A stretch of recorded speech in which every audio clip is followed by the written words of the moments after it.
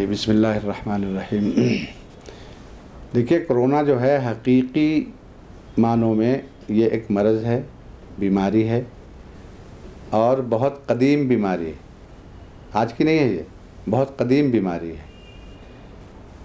लेकिन अब जो नई शक्ल इख्तियार की है इसने, तो इसका नाम नया रख दिया गया है। समझ गए? मिसाल के तौर पर अच्छी तरह समझने की चीज़ है ये दरअसल इन्फ्लुएंज़ा है, एक किस्म का इन्फ्लुएंज़ा, जिसको हम वबाई नज़ला भी कह सकते हैं। लेकिन इसलिए मैंने अर्ज़ किया कि ये इन्फ्लुएंज़ा और नज़ला जो है तो बहुत क़दीम बीमारी है, आज की नहीं है ना ये। लेकिन अब जो ये वबा की शक्ल में ये बीमारी फैली है तो इसकी शक्ल बदल गई। इसका जो हमला करने की जो क़ुव्वत है वो तब्दील हो गई। यानी अब ये फेफड़ों पे हमला करती है बीमारी, तो इसका नाम बदल दिया गया, नाम नया रख लिया गया। मसलन हर साल तूफ़ान आता है, समुद्री तूफ़ान हर साल आता है, लेकिन हर तूफ़ान का नाम नया रखा जाता है नहीं कहता। आप लोग मीडिया के लोग हैं, मालूम है, हर तूफ़ान का नाम नया रखा जाता है। हम कहें कि भाई वो तो तूफ़ान है, नया हर तूफ़ान का नया नाम रखा ही जाता है। और इसको मिसाल से समझिए, दस्त होना, जुलाब होना, लूज़ मोशंस होना और वॉमिटिंग होना यानी क़ै होना, ये बहुत पुरानी बीमारी है, जब से दुनिया बनी है तब से है।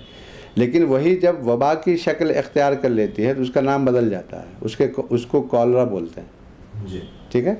बदन में दर्द होना, तेज़ बुखार होना, बदन टूटना, अनइज़नेस फील करना, बदन कसकसाना, ये बहुत पुरानी चीज़ है, ये तकलीफ़ है।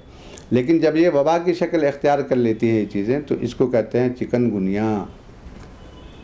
इसी तरह नज़ला ज़ुकाम होना ये बहुत पुरानी बीमारी है, लेकिन जब यही चीज़ वबा की शक्ल इख्तियार कर गई अभी 2 साल के अंदर, तो उसका नाम कोरोना रख दिया गया। यहाँ पर जो है बीमारी, मगर ये सबसे जो है इसके अंदर सवाल ये उठता है, ऐसी सूरत में जब इस तरह की आम बीमारियां वबा की शक्ल इख्तियार करती हैं, तो क्या वजह है और क्यों जो है, कहाँ से चूक होती है, या बीमारियों को ऐसी क़ुव्वत कहाँ से मिल जाती है कि लोगों के नॉर्मल ज़िंदगियों को वो तबाह और बर्बाद कर देती हैं?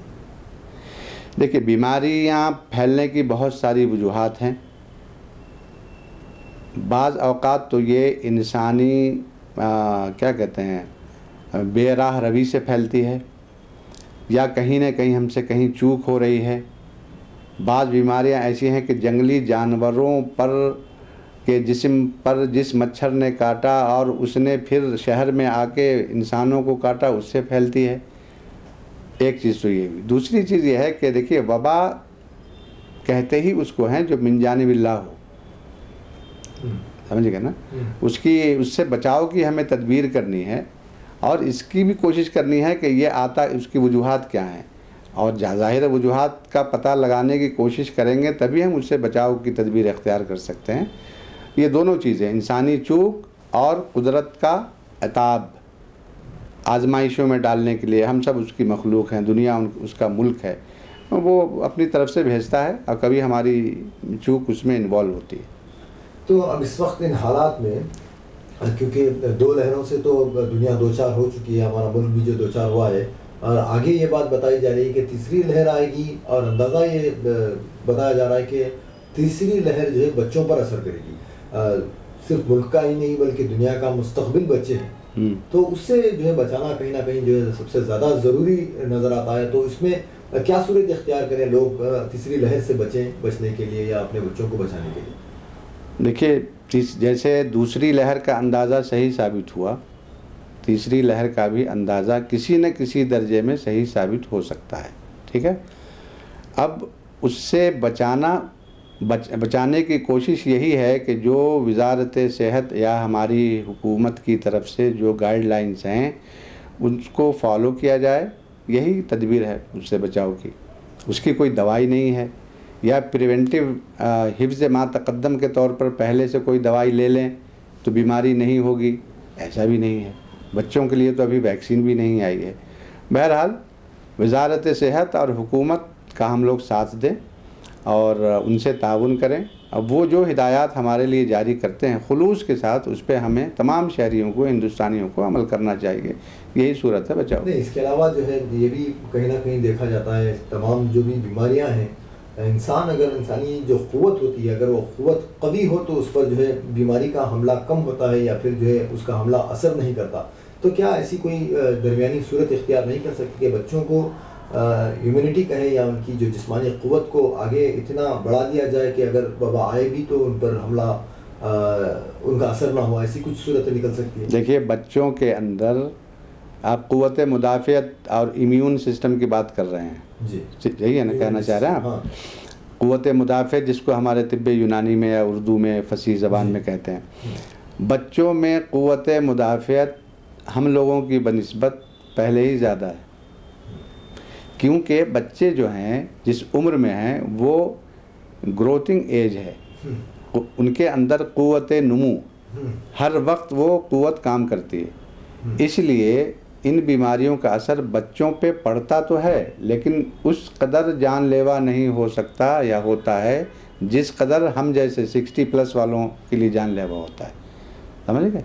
तो उसके लिए क्या है कि मुतवाज़िन ग़िज़ा खाएँ, साफ़ सुथरी ग़िज़ा लें, साफ़ सुथरा पानी पिएँ, इख्तलात से, भीड़ भाड़ की जगहों से बचें। अब देखिए, हुकूमत ने अब तक स्कूल नहीं खोला, क्यों? हुकूमतें हमारी दुश्मन नहीं हैं, हमारी भलाई चाहती हैं ना। गैदरिंग होगी, मेल मिलाप ज़्यादा होगा, भीड़ भाड़ होगी, बच्चों के इन्फेक्टेड होने का ख़तरा बढ़ जाएगा, इसलिए जो है ये एहतियात बरतने के लिए कहा गया है। ये वबा के दौरान ये भी चीज़ देखी गई है कि कहीं जो इम्यूनिटी कहें, जैसे कि जिस्मानी क़ुव्वत को बढ़ाने की जो कोशिशें यूनानी से कहें या फिर आयुर्वेदिक से कहें, या आमतौर पर भी लोग जो है ग़िज़ाओं में इजाफ़ा करके जो करें, कहीं ना कहीं जो है इरक़ान का भी जो अंदेशा उसमें दिखाई देता है कि अगर ज़्यादा ज़रूरत से ज़्यादा जब हो जाती है ग़िज़ा भी या इस तरह की क़ुव्वतें भी, तो दूसरी वबाओं में या दूसरी बीमारियों में मुब्तला होता है लोग। तो इसको राह इत्तेदाल कैसे इख्तियार करें? राह इत्तेदाल बस यही है कि अपने डॉक्टर्स, अपने मुआलिज के मशवरे से लें और उनके राब्ते में रहें। देखिए, किसी हर चीज़ का उसकी मुतय्यन मिक़दार में लेना मुफीद है। शहद बहुत अच्छी चीज़ है, 5 किलो शहद पी जाऊँ मैं तो वही शहद मुझे बीमार कर देगी। दूध जन्नत की ग़िज़ा है, शहद जन्नत की ग़िज़ा है, सेब जन्नत की ग़िज़ा है। अब इसको 5 किलो को सेब खा जाए तो एतदाल का नाम ही है दवा, और एतदाल का नाम ही है हिफ्ज़ मा तक़द्दम। यानी जो चीज़ें इम्यूनिटी बढ़ाती हैं उसको एतदाल के साथ इस्तेमाल करें।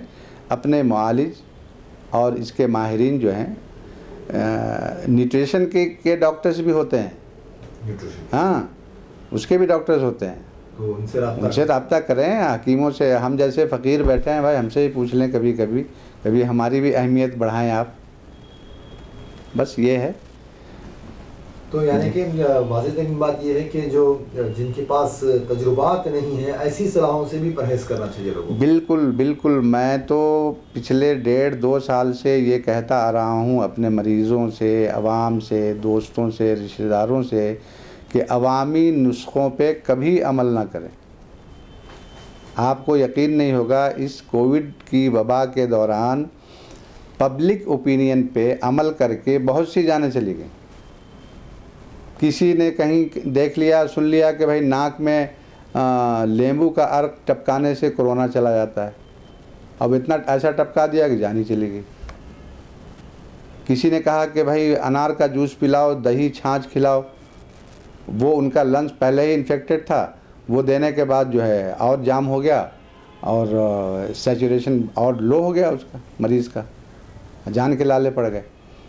तो देखिए, डॉक्टर्स और मुआलिजीन के मशवरे से ही काम करना चाहिए, अपना दिमाग हरगिज़ इलाज में नहीं लगाना चाहिए। सेल्फ़ ट्रीटमेंट बहुत नुकसानदेह होता है।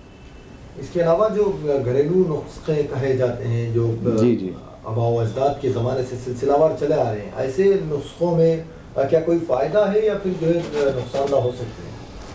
नहीं, देखिए, एक है ग़िज़ाई नुस्खे, एक है ग़िज़ाई नुस्खे और एक है गैर ग़िज़ाई नुस्खे। दवाई के तौर पर, दवाई के तौर पे जो नुस्खे मशहूर हैं उसके लिए तो मशवरा करना चाहिए, और ग़िज़ाई नुस्खे जो हैं वो अपने घर के बड़े बुज़ुर्ग सब जानते हैं।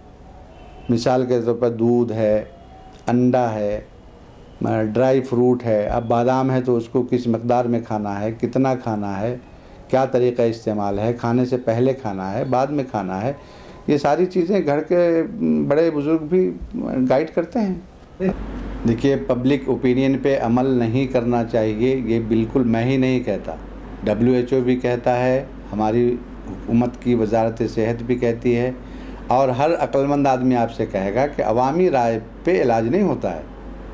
भाई, अवाम में तो हमारे एक अंकल आ गए, उन्होंने कहा अनार का जूस पियो, और एक फुप्पा आ गया, उन्होंने कहा पाइनएप्पल का जूस पिलाओ, और एक बहनोई आ गए, उन्होंने कह दिया कि कतीरा का गोंद और सब्ज़ी के बीज पिलाओ।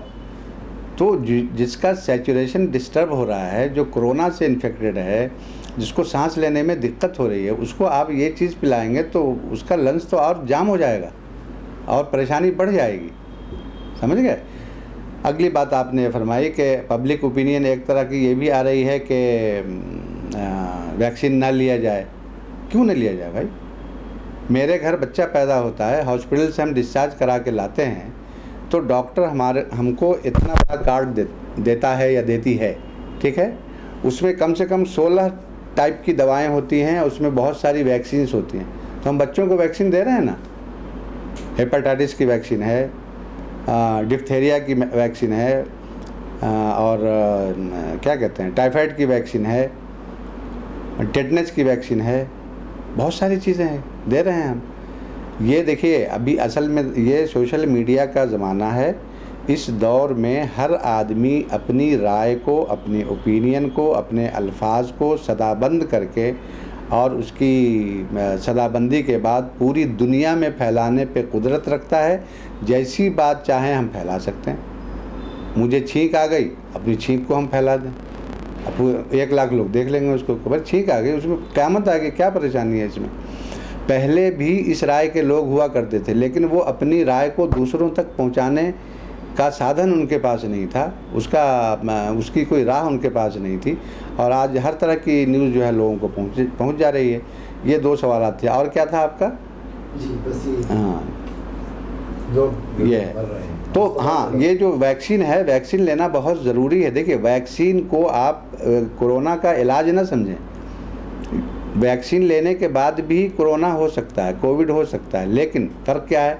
अब लोग ये भी कह रहे हैं कि जब हो सकता है तो लेने की क्या ज़रूरत है, बेकार, इससे ऐसे ही अच्छे हैं। नहीं, बगैर लिए हम और आप अच्छे नहीं हैं, लेने के बाद अच्छे होंगे। क्यों? इसलिए कि जब हम वैक्सीन ले चुके होंगे और कोरोना और कोविड का इन्फेक्शन होगा, अल्लाह न करे, खुदा न खास्ता, तो वो मरीज़ क्रिटिकल कंडीशन तक नहीं जाएगा, वेंटिलेटर तक नहीं पहुंचेगा, आईसीयू में नहीं डाला जाएगा।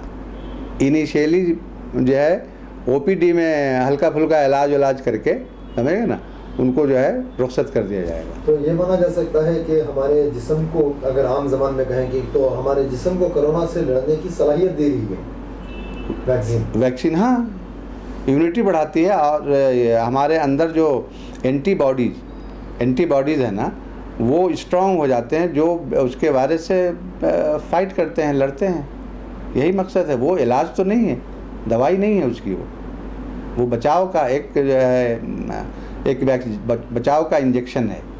अब जैसे भाई हम लोग हज उम्रे के लिए जाते हैं तो वैक्सीन लेके जाते हैं, तो उसमें कहाँ मर जा रहा है आदमी हज करने वाला? सब लेके जा रहे हैं। वैसे ही एक वैक्सीन है, लेना चाहिए, बिल्कुल लेना चाहिए।